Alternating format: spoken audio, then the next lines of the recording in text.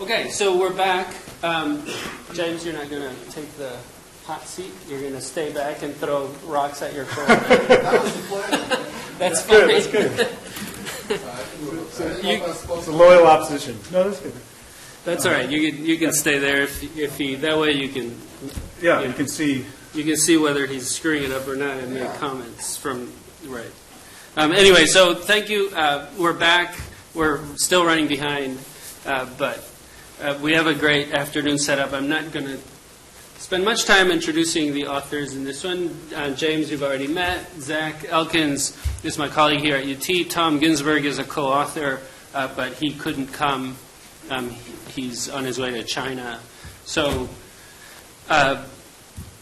anyway, so we'll just get started. Imagine a world without the Universal Declaration. Yeah, and certainly there are any number of things that could have happened if the Universal Declaration hadn't been written, but we pursue some of those avenues today. I just want to start with this audio clip for a couple reasons. I'll let it play on its own, and then we'll talk about it in a second. It's just a minute. Considering the great variety of legal and social systems.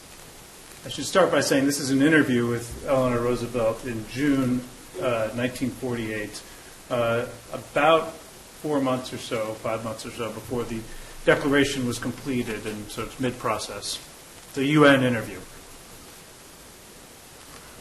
Exist in the 58 member nations of the United Nations. Can the Human Rights Commission expect to produce a Bill of Rights that will be acceptable to all of them, Mrs. Roosevelt?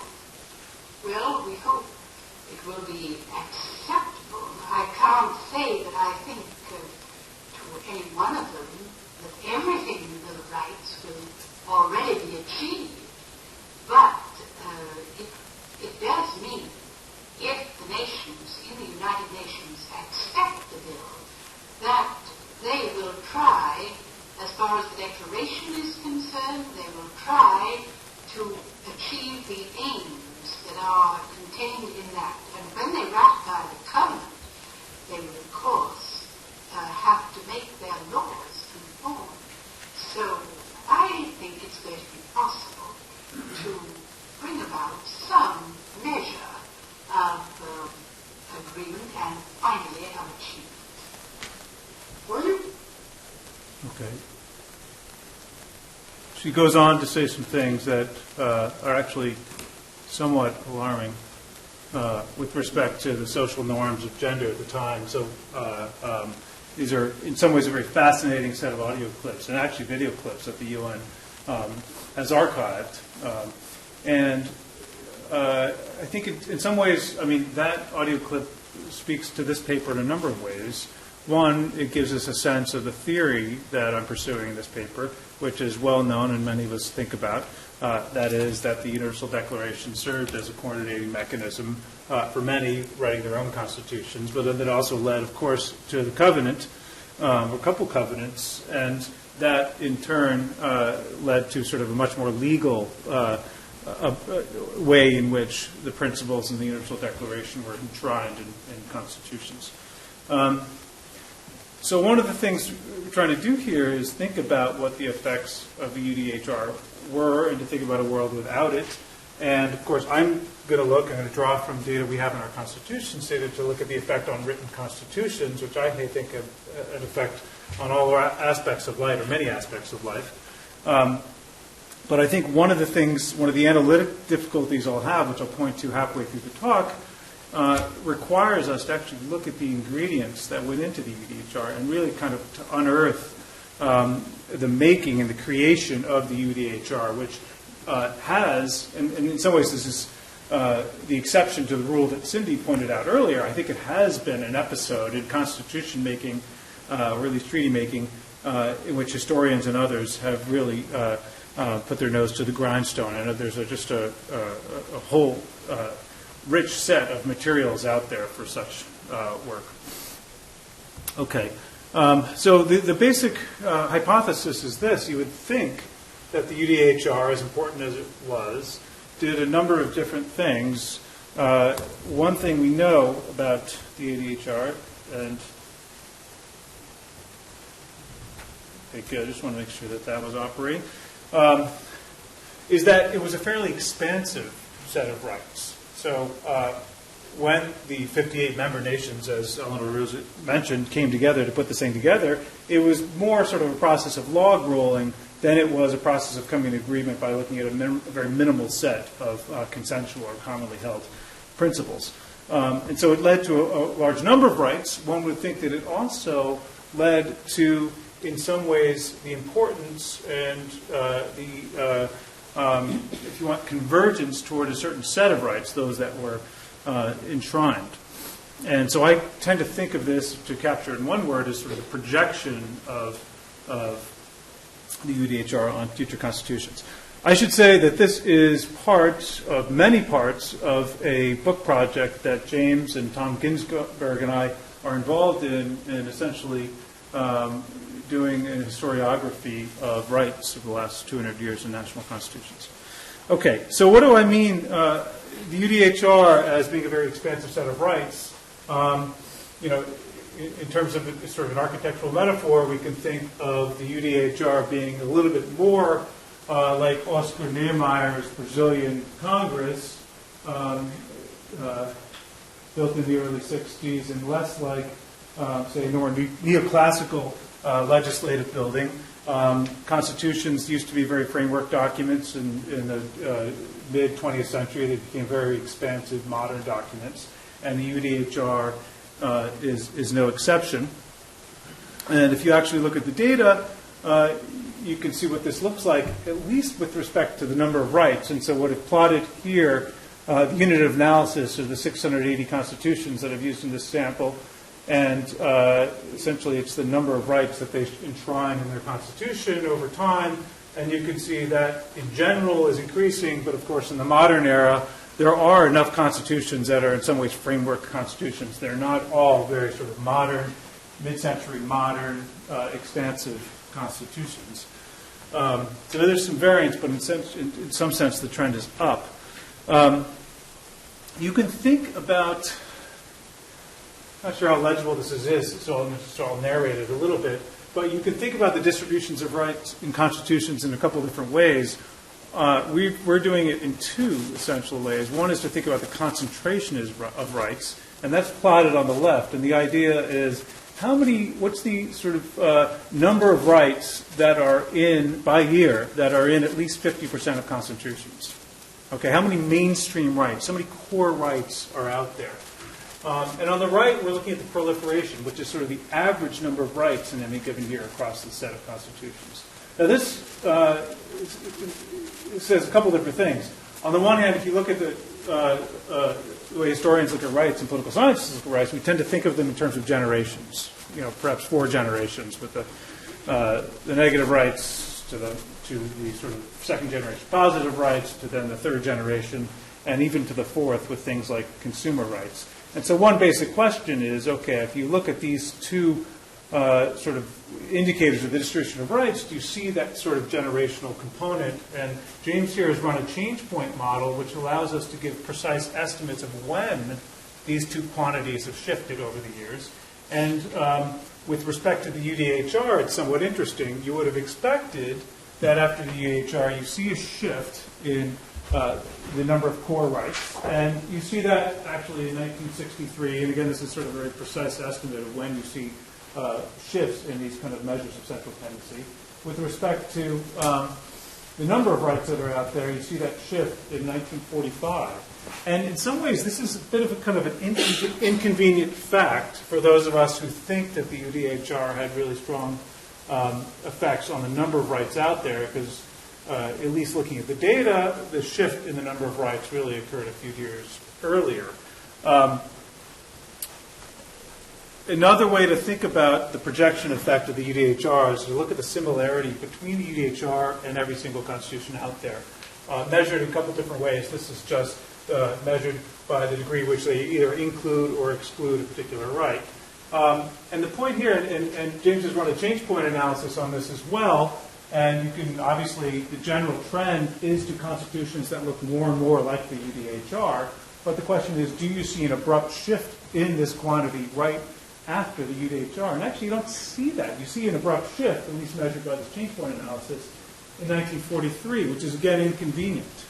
This shift in the similarity to this defining archetypal document is occurring before the document's actually been written. Trouble if you think the UDR is being projected upon these constitutions. Okay, and so this hits at a sort of a unease that we've always had. We wrote a paper, some of us suggesting that the UDHR and then the ICCPRs really have a big effect on the way people write constitutions. But, of course, it could be that essentially the UDHR was just a reflection of its times. It picked up general thinking about way rights should be written, and constitutions that are written since are essentially following in that line. So in that sense, the UDHR, as we think about the paper, is simply a reflection and not very formative at all. And analytically, well, here's, I guess, the architectural embodiment of that. Again, Oscar Niemeyer's Brazilian mid-century modern congressional building, and then actually the UN building, which was built by, somewhat like the UDHR, was built by about 15 architects, Oscar Niemeyer among them, but also Le Corbusier and a series of other really well-known architects. So it's sort of like the UDHR in that sense. And the question is, analytically, how can we separate the UDHR as a reflection of its time and it being formative? And one way to do so is really to sort of identify some elements that were somewhat accidental or idiosyncratic in the making of the UDHR and see if those signature elements are prevalent in future constitutions. Because if they are, then that would indicate a sort of particular stamp of the UDHR above and beyond anything from its era. So that's what we're trying to do here. And we turn to an analysis by right. This is just the popularity of those rights that were included and those that weren't included. And what we'd expect to see if UDHR was important is that this line would get a lot more steep. And these rights that were not included would sort of be less steep. We see that to some degree, and that's confirmed by some more formal analysis of that. But then what we want to do is actually go into each of these rights, and we want to identify the accidents. That is, we want to look through these archives and find episodes in the process where things could have gone differently. And we think about this in terms of rights that were kind of inadvertently added or inadvertently subtracted through some idiosyncratic process. And one way we're trying to do this analytically is to identify these rights by looking at the degree in which they were included in modern constitutions at the time and whether they are included in alternative proposals. I know I'm out of time, but there's no discussant. I'll stop in a second. But so give me 1 minute if you may. So formally, there are about 15 proposals that states and individuals had put forward for the UDHR, and those could have been UDHRs. And so we look at those, and we've coded those to see which rights were included in those, and those that were included in those to a sort of high degree, and those that were in constitutions are the ones you'd expect to be in there. But those that weren't are in some ways unexpected. So we've identified those, and I'll just say the right to life is one we focus on in the paper. You wouldn't have expected it in there. It didn't have sort of strong legal basis, but yet it was included. And on the flip side, we think about unexpected subtractions, those that you would have expected to be in there based on other proposals and based on what's on other constitutions, but in fact, they're not in the UDHR. So we think about these two sets in varying degrees as the signature elements of the UDHR. It's sort of its UN headquarters building, and we're going to see if we can see that signature in future constitutions. And so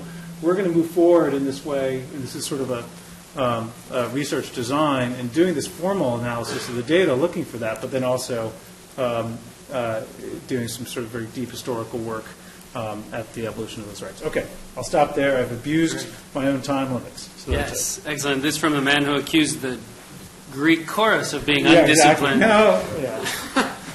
So, all right. So I have a couple of things to say about the paper, but I'm going to hold off. I'm going to turn it to the Greek chorus, see what they have to say, and then open it up to the audience, and we'll see if we can generate a conversation with them. I thought the paper was excellent. So I yes. have no reflections. It's great to have an author in the Greek chorus. Yeah. And as the treaties that recognizing, granting them treaties, constitutional status, so they fully incorporated the whole text of the declaration. Have you looked at the difference in that? How many countries are in those situations where there is a full incorporation of the treaty at the decision point?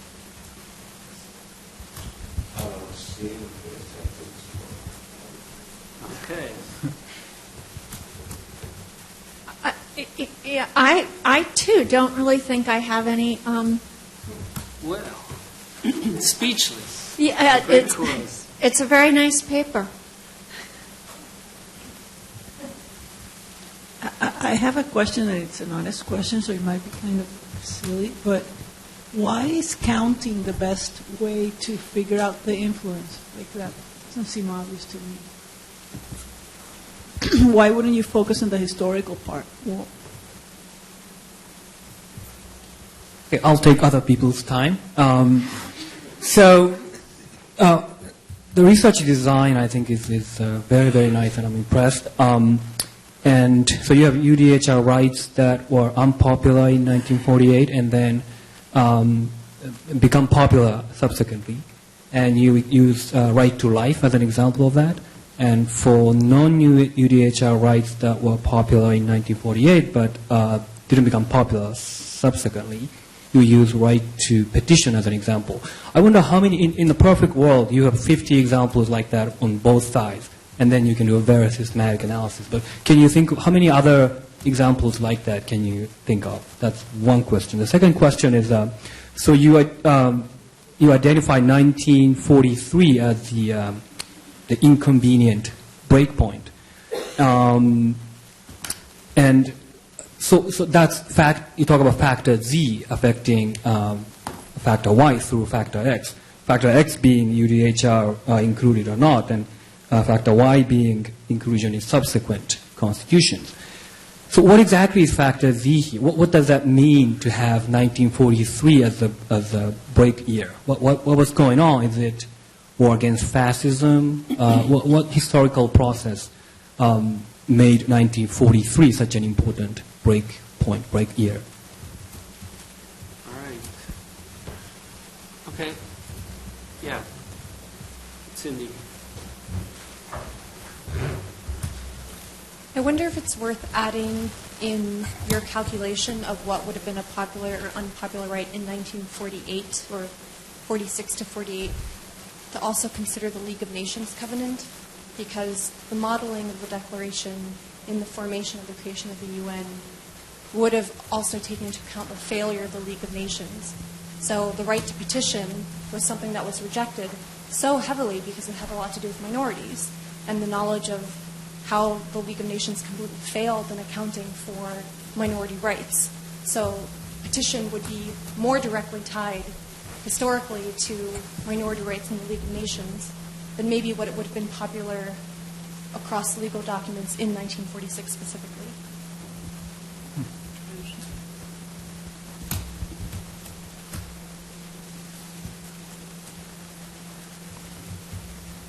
Yeah, I also am interested in this idea of 1943 in terms of a rupture, because if you look at some of this as a reaction to the ascendancy of totalitarianism in Europe and what it did, and you look at that in broad stroke, then there's a whole range of rights, maybe outside of earlier frameworks and everything that were affected by that. And we had never seen anything on that scale taken to that scale so that annihilation became industrially organized by a state. And that kind of historical event is, just when you look at, there's an academic here, Bob Abza, that wrote a book about what it was like for soldiers to go into the concentration camps and the reaction to that.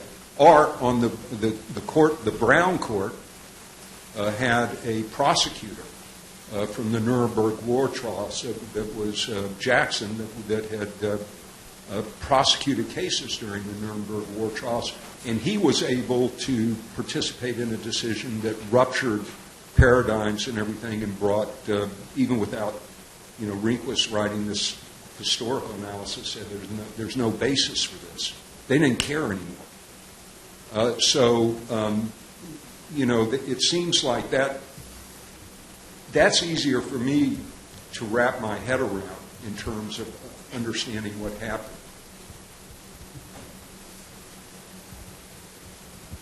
So I have two questions.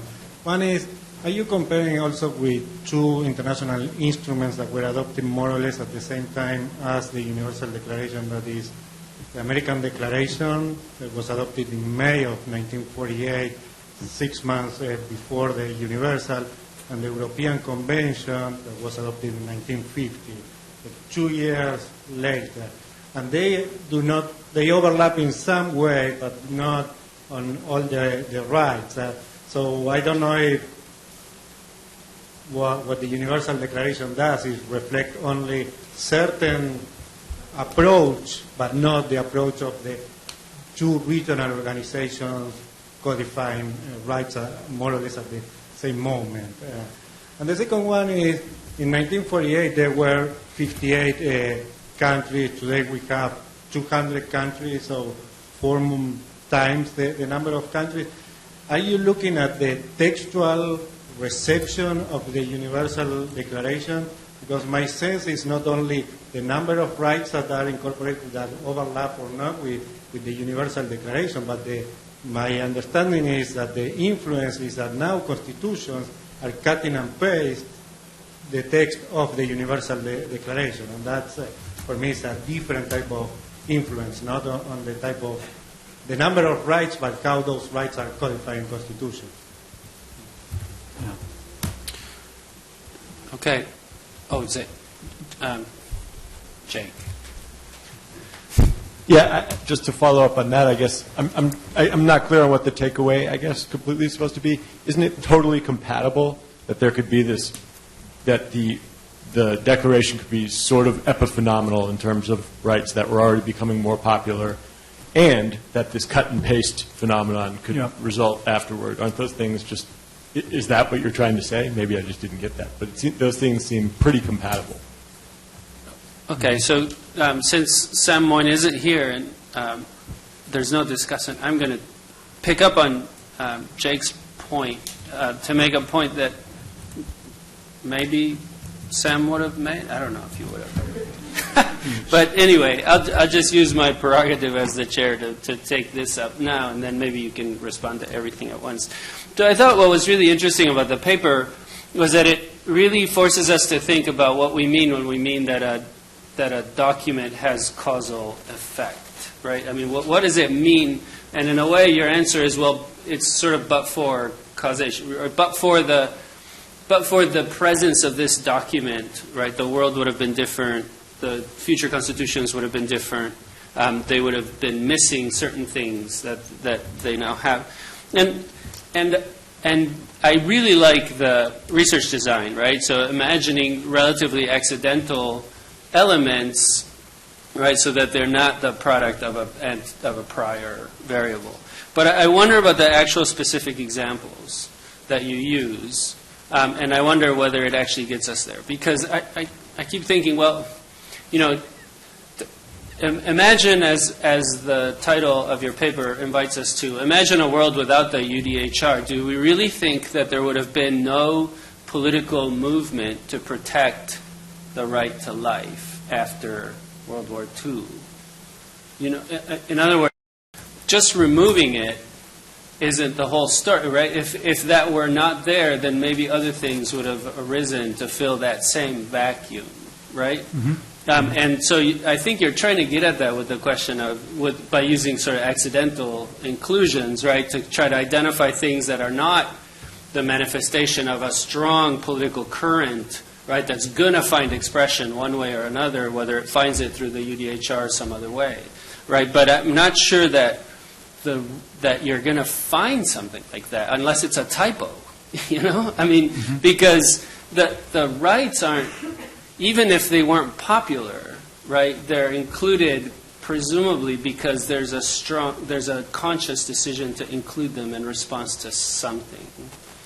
So maybe you could say a little bit more about this notion of accidentality and how it relates to an actual right, something substantive, as opposed to, an accident of construction, a way of phrasing the right, or something like that. Mm-hmm.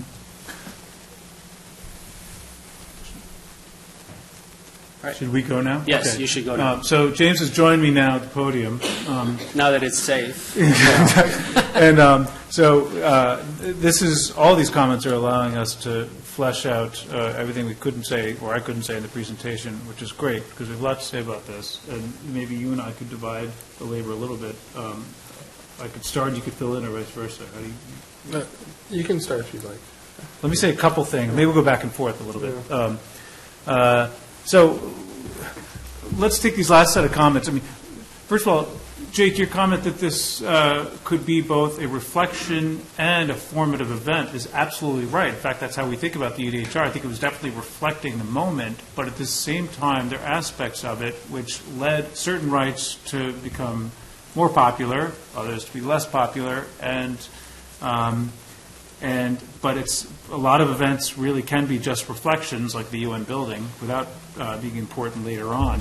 And I want to take a couple of these rights that we deal with in the paper a little bit and talk through them, since I didn't have a chance to. Cindy, you mentioned that the right to petition, maybe this is something in the League of Nations covenant that was picked up and that they were consciously avoiding. At least that's how I understood your comment. When I read the transcripts about whether or not that right was taken up, it went something like this, which seems to me very much like an accident. So what happened was, in many of the proposals, they had imagined there would be a right to petition. In the Latin American constitutions, this is something that was very prominent early on. The idea was that this is such a critical right. The idea of right to petition, it's kind of bizarre in some ways for us to think about, but the idea is that you have the opportunity to actually enforce these rights, and as an individual to redress any wrongs. And it's a very important right that has very much to do with the implementation of the entire other set of rights, and people at the time recognized that it was so critical in that way. The sticking point in the discussions was whether that right would be something that you would use domestically in your own government to sort of seek redress, or whether it was something that you could also use at the international level to actually have a right to petition the United Nations to get redress from any sort of trampling on your rights. So they couldn't agree upon that for reasons you can perfectly understand with respect to sovereignty, and so they tabled it. And that's my sense of the discussion, and they meant to include it but just never did. The right to life, as you bring it up, Dan, I think of that as a kind of a strange addition in the following way. At the time, and this gets to these comments about the aftermath of World War II, it made perfect sense that there would be a right to life. I mean, after all, that was a war in which was largely fought because of the extermination of a large group of people. And the idea that there be some protection and some sanctity of life made perfect sense at that moment. Of course, it's a multidimensional right and has been used in all sorts of other applications. But at the time, I think it was kind of a strange legal concept. It was not in very many constitutions. Very few constitutions had the right to life. I think at the time, people couldn't understand why it would be. I mean, I quote in the paper this comment by the Belgian representative of the drafting commission who basically said, why do we have a right to life? My understanding was that this Bill of Rights was for the living. And everybody else, it was a great response to that. René Cassin, the French commissioner, basically said, okay, yeah, anybody other comments? And the Soviet commissioner tried to save him and said, actually, it's not such a stupid idea, blah, blah, blah. And then they took a vote, and of course it was 14-0 to 1, the Belgian, the only one supporting his review.